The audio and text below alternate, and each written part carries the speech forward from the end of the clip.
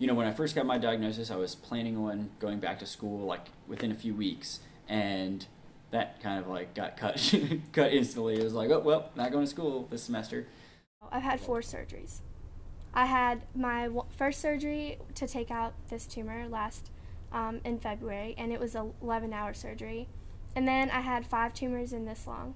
So they did that in October.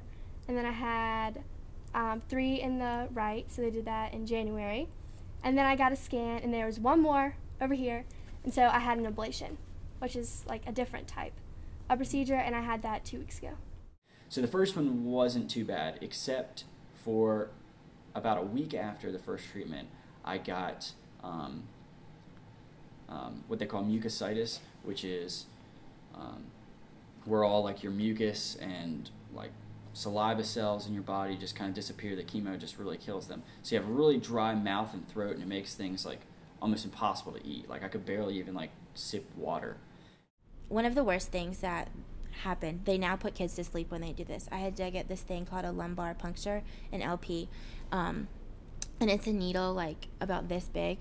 And I remember my mom couldn't be there when they did this, but my dad would take me into the room with the doctors, and they'd put me on like a little bed and say, you need to curl up like a cat. And they inject the needle into your spinal cord. And it was too late for just spot radiation. You can only do that in stage 1. So I had AVBD chemotherapy, which is adriamycin, bleomycin, vinblastine, and dacarbazine.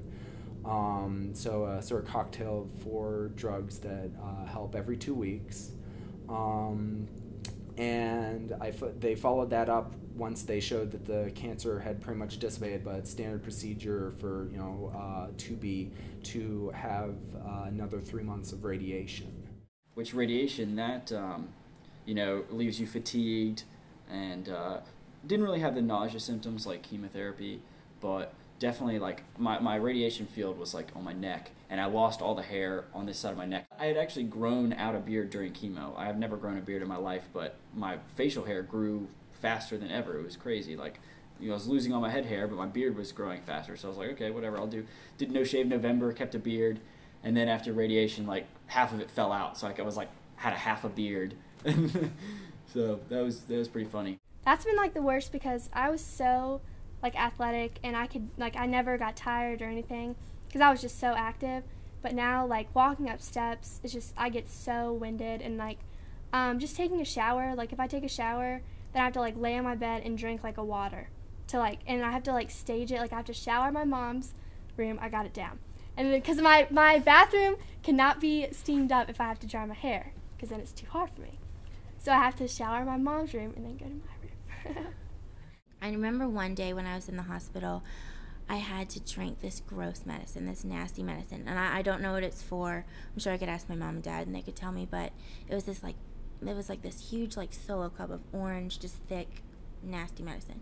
And my grandmother was with me, and she'd be like, okay, Mary Frances, every sip you take, I'm going to give you a quarter, and this is going to go, we're going to get you goldfish, you're going to get goldfish, you have to finish the medicine.